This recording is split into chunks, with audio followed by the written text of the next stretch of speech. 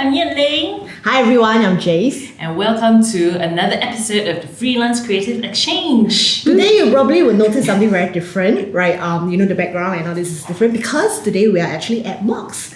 Mox is actually a co-sharing space and a community for creatives to gather, collaborate, share and create. And now we are here at their flagship store at Katong Point.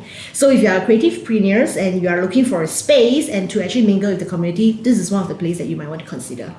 And now we have two very special makers here with us, Lyn and Vanessa. Hello. Yeah, so Lyn is the founder and owner of Studio Mu.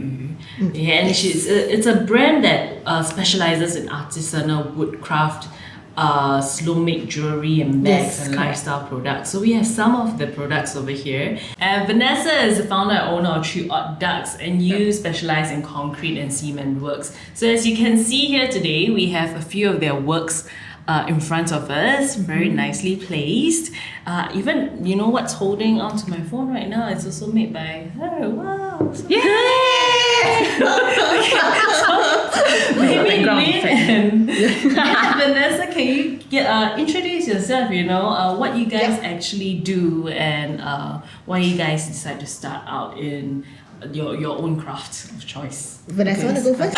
So for me, I actually make use of concrete and cement, and I actually make use of a lot of recycled materials in my work. So like plastics, wood, carton boxes, etc. So I actually use them to make them into my mold, and I cast the products from there. Yeah.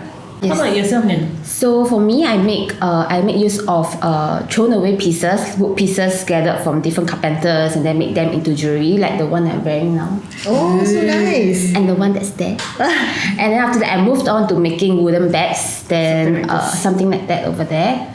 And then right now, I'm actually working on a few jewellery workshops to actually push up for the next few months.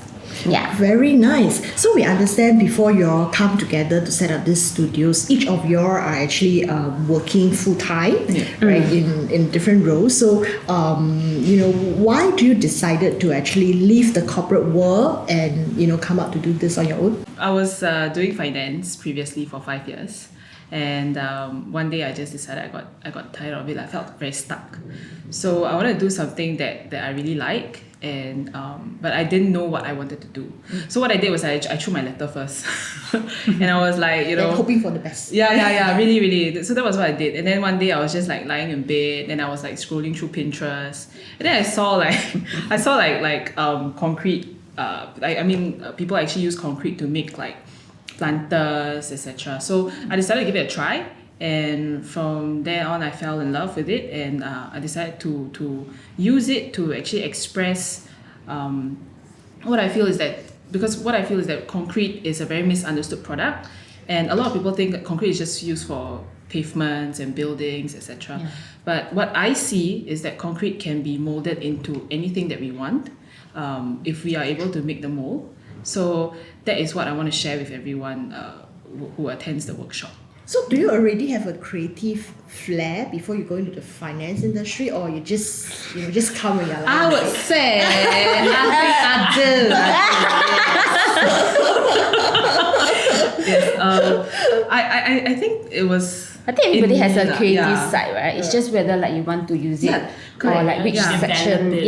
So that's the thing, because like I realize that kids when they are born, they are always very creative. They think out of the box. Their imagination is just very wild, and the thing is that what happens to us as adults is along the way we don't practice rationalize, that. So we don't make use of the creativity, and then it kind of like just slowly fades away. That's true. Yeah. So how about yourself, Lee? So what's the story? So I was doing marketing for the past 3 or 4 years, and then after that I was having a conversation with my previous boss, and then she told me something like, if you have a passion for something, you are willing to sacrifice your time for it. So that's when I know that the previous job is not what I want to do. So I also handed in my letter. But then after that I decided to go search for things that I always know that I don't want to have an office job. I don't want to do like 9 to 5. I want to do something that's a bit more hands-on and something that I can go out, talk to people, and some using my, because we like to, we like to talk to people lah. We like to know people. Just kepo lah. That's very kaypoh. Yeah, so very like Okay, so anyway, then I decided to just go and research. And at the point of time, I was moving house. So I was thinking there's a lot of like waste wood that's already there, like people, like the carpenters, they throw because, it doesn't work this way, and then they throw the whole thing away. So I just go and Google and see whether can I find any like woodworking schools that I could attend. And plus, also in Singapore, it's a very niche market for a girl, especially to do something that is so masculine, like woodworking, having your own studio, using the machines to cut. So I went to Taiwan for a good 6 months just to learn about woodworking. Oh. Yeah. Okay. Then when I went over to learn, I really like enjoy the process of making, and you just really get stuck in the making process, and then you feel satisfied at the end of the day after you complete your product.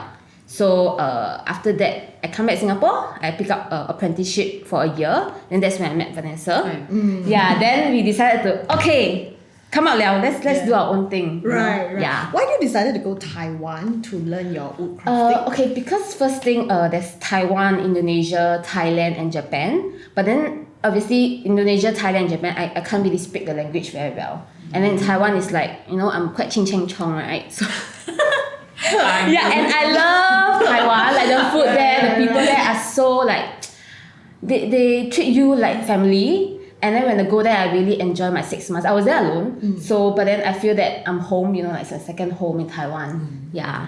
But still, it takes a lot of courage for you to just pack your bag and then just... Yeah, and then it's also on my for 6 bucket list, like to do like a small gap year or gap 6 months, I guess. To do a gap year alone, like you move out from family for a while, and then after that, you enjoy the process of finding yourself throughout this whole journey. Yeah. So what was the reactions of your friends and your family when you decided to throw the letter? Colleagues, never mind Okay. your friends and your Colleagues can be friends as well. Yeah, actually, most of my colleagues become my friends after that. After a while, right? Yeah. Before the relationship soured, you actually because I think a lot of people just don't have the courage, or they never think about doing this. They are deeply unhappy. I've seen this way too many times. It's so unhappy. Every time you meet them, he's complaining about your job. Yes. Every time. Yes. Okay. And then, but yeah, it takes a certain type of courage to throw the letter. So what was the reaction then, or what was going on through your mind also? Were you like shaking as you did that, or like? When I quit, I was so nervous. Because I was considered like right hand man to my boss, like in the company lah. Because it's a very small SME F&B group. So if I quit, then it's left my very good friend, which is also my colleague, and then also my boss, who she trusted me with a lot of work. So I was like I was super nervous and scared, but I just decided to, I cannot be working from 9 a.m. to 3 a.m. every day without having a balance in my life, or like going out with my friends. I've been neglecting a lot of my family time. I was thinking which is more important to me. And at a point of time, I was like, okay, like doing something I love since I'm still young, it's like something that's more important. So would you consider the two paths very different? Like how do you transit from being a full-time employee, right, working for somebody, versus now, you are a business owner and you are responsible for yourself in a sense? Is the transition very big? Well, okay. Or even because you guys had that transition period as well, right? The portion of your time where you came out and you didn't actually know what to do. And then when you decided to like, okay, let's do this. And then suddenly it's like, oh no, what am I doing? That kind of thing. Yeah. So, of course, along the way, there'll be moments where like, am I doing the right thing? Correct. Am I on the right track? Yeah, what am I getting myself into? Because, at the end of the day, you know that you got bills to pay, you got to eat, you got things to pay for, and then it's like, money is running low. So that was the struggle. But yeah, we won't make it rain.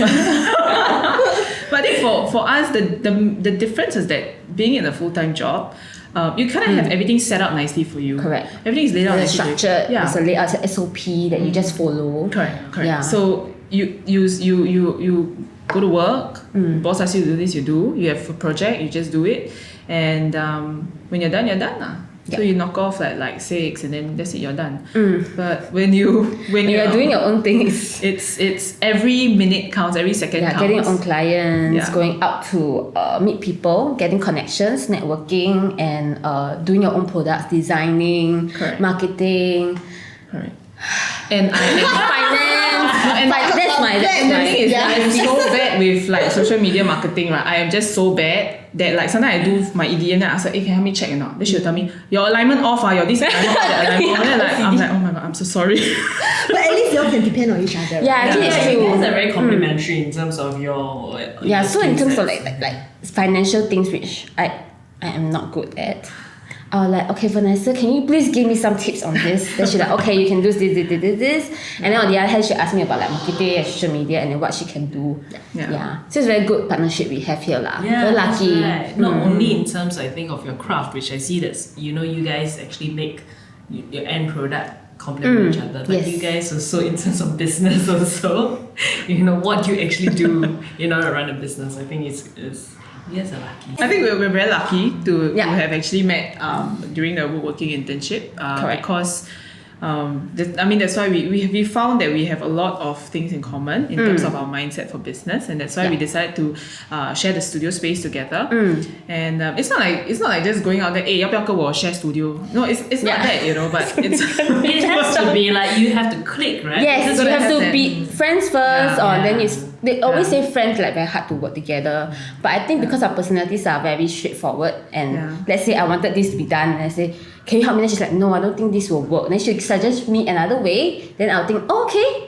Then we will merge them together and then do something that's so even better. at least we are quite receptive in terms of we communicate well, and we're not that kind who like want to like take over everything and hey, Yeah. let me do it, let me run the show, that kind But I of thing. think it helps also that you guys do run very individual brands as well, Yeah. right? It's not just about it, and only when you guys have projects that come together, it's like, oh, there's a spark. Okay, let's work together. But actually we do, we just recently started a new community of makers. We are called the Maker Girl Studio.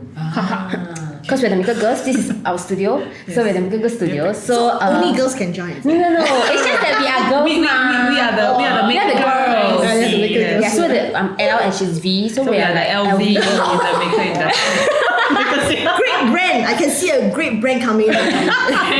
Okay. And it's very practice already. Like, do you guys do it in? Yeah. No, the thing is that we don't practice, but it just comes out very naturally, Yeah. Yeah. So I guess the brand just came from Just there. came. Yeah. So what's the process of setting up the business? Because you all mentioned this is the first time that you're doing this, right? So how do you then work together to identify, okay, first I will register a company, then I look for studio, or how does it comes?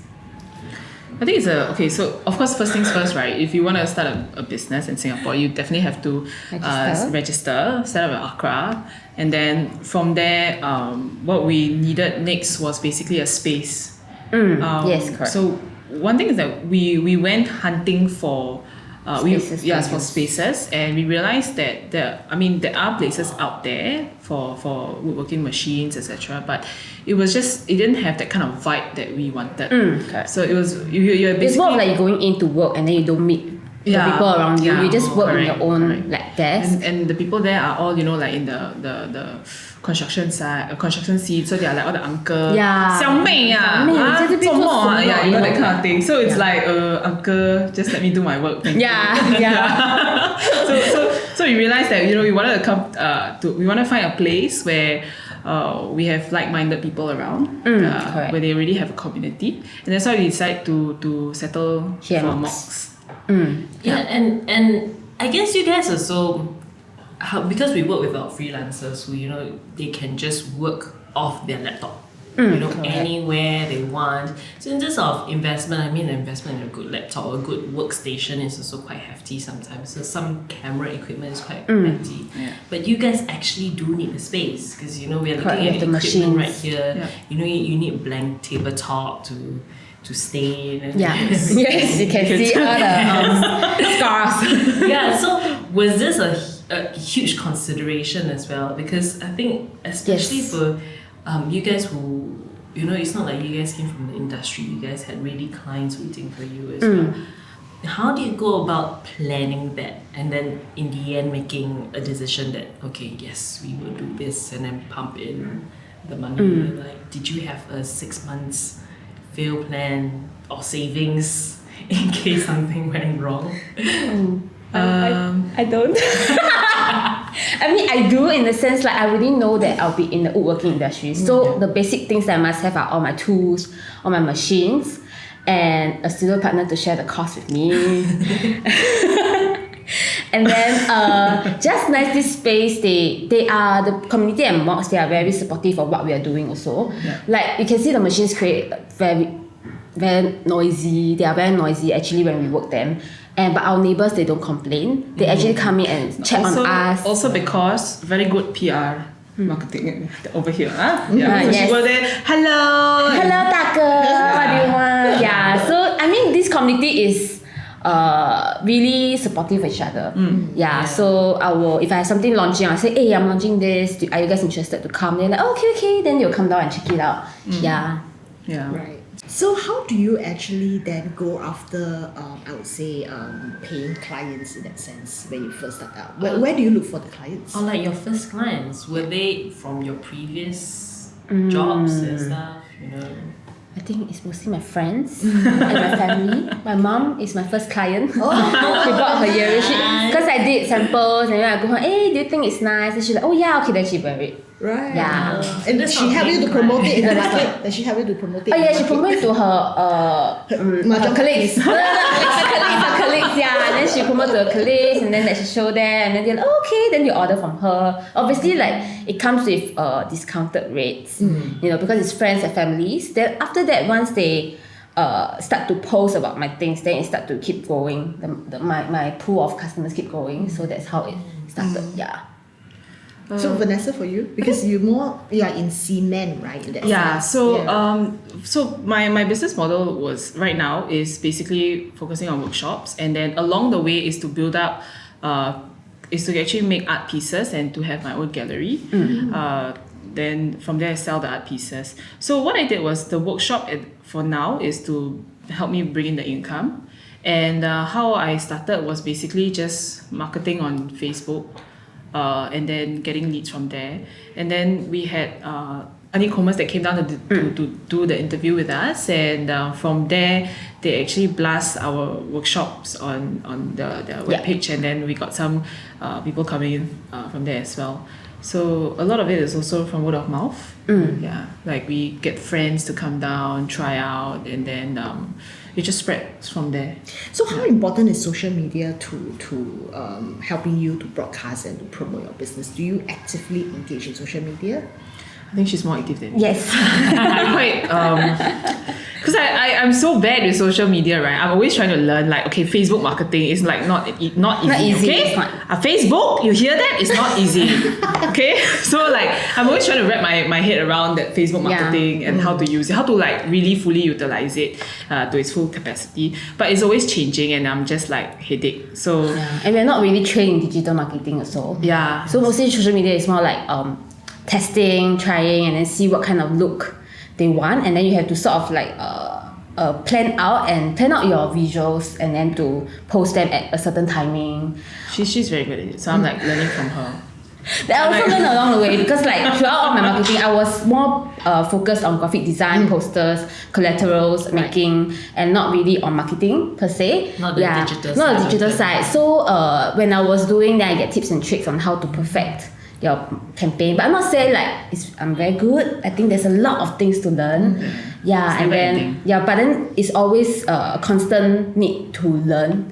Instead of just knowing that, oh, this is all I know and this is Yeah. what I'm gonna do. Yeah. But it's always trying to like learn new stuff. You know, they have all the Facebook page help, they have all the Instagram Yeah. page help. So Correct. we gather information from there, then we ask like YouTube. we are very lucky lah. We have friends who knows all these things. So we ask them for help. Yeah, but I think to a lot of business owner, right, other than the cost part of the getting business, but I think most importantly is also then, how do I actually create a niche for myself, right? So I think even though I think in certain things that y'all do like Vanessa and Lyn is actually quite niche already comparatively, but if you actually then put yourself in a bigger market, like for example the Like bags products itself, and bags, yeah. products and bags, so you're still facing a lot of competition, right? So how do you then try to create a niche within this very competitive I think for sectors? us, we focus a lot on the craft and how we make our products, and then to show people the value of making just one simple, a small earring can actually take me maybe 30-40 minutes just to complete it.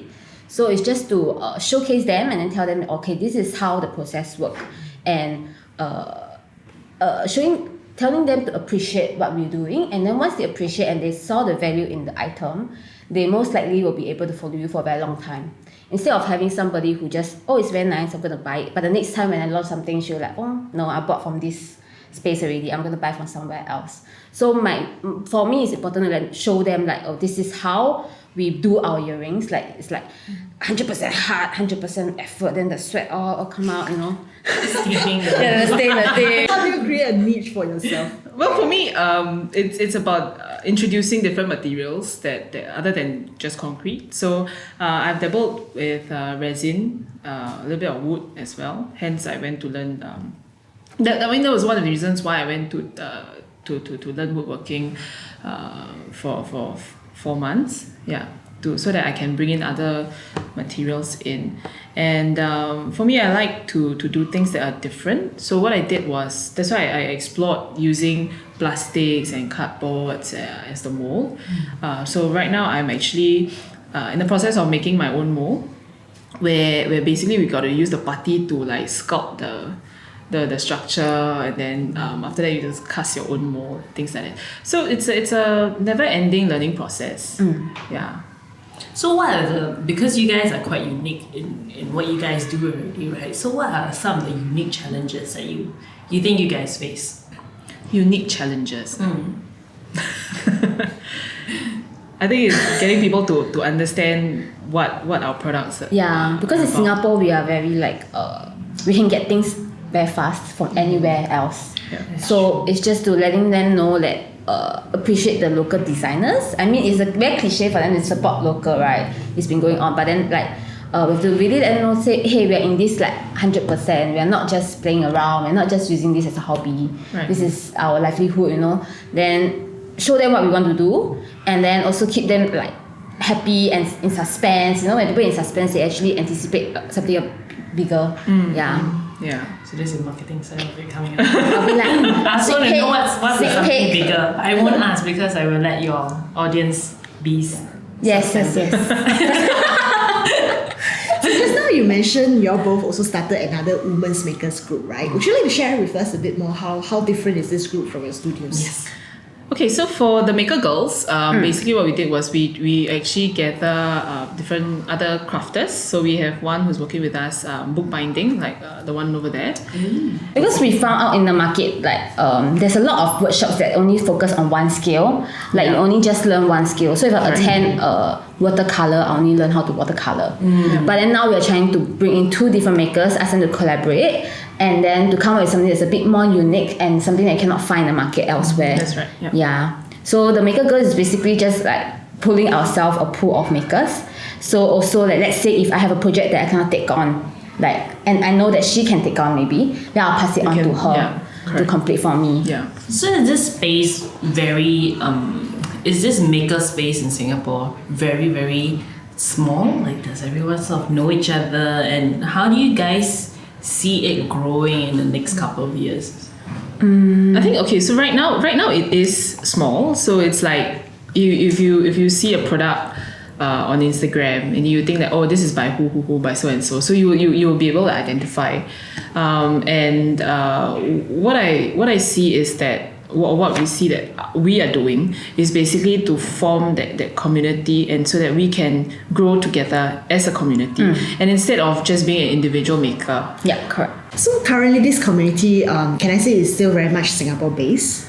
Yes. But both of you has your training overseas as well, right? So is there a plan to actually also, gather the makers from around the region as well? Well, I didn't have my training overseas so I only did the woodworking in Singapore. But essentially, we do have an idea, like a plan to bring it overseas and to get to meet different crafters overseas. Because in Singapore, it can be very how to say that, Competitive. Competitive is one. Yeah.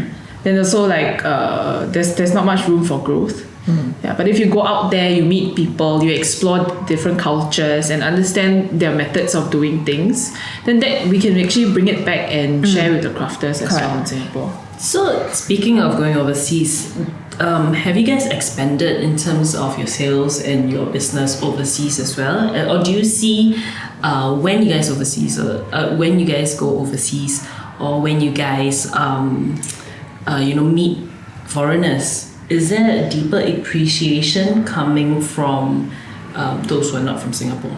Yeah, so I guess for us, when we go overseas and we travel, right, we tend to, instead of just looking for a place to shop, we will be more appreciative of the culture there, getting to know the people there, talking to them, or it doesn't necessarily learning have to their styles of teaching a workshop, or learning how they conduct their workshops and what kind of elements they put inside to make the workshop more enjoyable. Recently I went for Bali, so I went to Bali and then I attended this like jewelry making workshops. So it was it's just 3 hours, very short, but at least I know some of the tools they use actually can be used in my studio over here also. So it's something that's a bit more like different, because maybe it never occurred to me that it can work that way. But then when I go over there, I see how they do it, then I bring it in back. So currently, I understand both of your focus on workshops and also some small pieces, but do you have a grand plan as to what is eventually the product that you would like to create from this studio space? Yes. Right? We have, right? We do actually. Suspension. We do want to expand more into events kind of management company where we curate makers and workshops for different pop-up events that's happening in Singapore. So bring it around. So we bring ourselves around with our makers and then we locate ourselves in different locations, that kind of stuff. And hopefully corporations, when they're doing a big event, they want to hire us to help them organize the whole festival in a sense. So sure, you can do it. If you need any help, please call our freelancers. Hi freelancers, you're there. But listen to this podcast and look for us. You just love the suspense. But I think it's very good. I think it's a very good plan, because I think that is what is sort of missing exactly from the Singapore scene, right? It's where, first of all, yes, it's a community. Where do you turn to? You're only one person. Who do you go? Especially if you want to go to a pop-up. It's there's rent that you have to think about. The space. Do I really want to invest $300 in a 2-day pop-up shop? When I'm ready, cannot feed myself. Sometimes there's a consideration, right? But it's also how do you get bigger reach and everything. But to me, I think the most important, or what I see the value in this creators workshop, is really being able to use your hand to create something, right? That belongs to you. Because I think nowadays, as more and more kids are more involved in digital, just pressing of a button, iPhones like that. So you kind of forget that actually your hands can actually do wonders, right? So I think the awareness that you're brought about, right, with this workshop and things like that, really to get whether it's the kids or adults to really understand their hand can actually do a lot of things, and at the end of the day they create that pieces is only one and only one. So for you guys, right, do you guys get a lot more commission work, or is it the sales of your end products? Well, for me, it's mostly from the workshops. So if we do have corporate workshops, we get invited to we work for events, and then we run the workshops there, or our own workshops. Then because what I'm trying to do is to actually create unique art pieces. So that takes time, and it's not something that I make one already I can just sell immediately. So I'm building towards that. Okay, then for me, I do get commission projects because mainly a lot of people wanted to work with wood. But I always encourage them to come and do it yourself. There's a guy who recently he came in and then he made his own Ottoman chair for his house. And then I basically just guide him, and then after that he completed his whole Ottoman chair. So I'm more interested in letting people learn and also learn from them, because maybe they have other ideas that I can actually use. And so I think getting commission projects is also quite fun. But also I have to see what I want to do and plan out my whole schedule, right? So if it's like not the right time but the right project, I have to say no. I have to reject it sometimes. It's really sad. But then but I will personally hand it over to another friend of mine to actually work on it. So at least I know the process and what's going on. Then it's quite, I think to me it's quite fun to have projects coming in, even though you're rejecting them, but you sort of know what the market wants also. So would you encourage then more and more makers to come up? Because we know we have a lot of freelancers who, if they think about freelancing, they think about the laptop, right? They think about what I can do, writing or something like that. But makers, I guess a lot of people think of it as a hobby. Something and it's very easy to actually do something. Yeah, right? The barriers to entry is very, very low.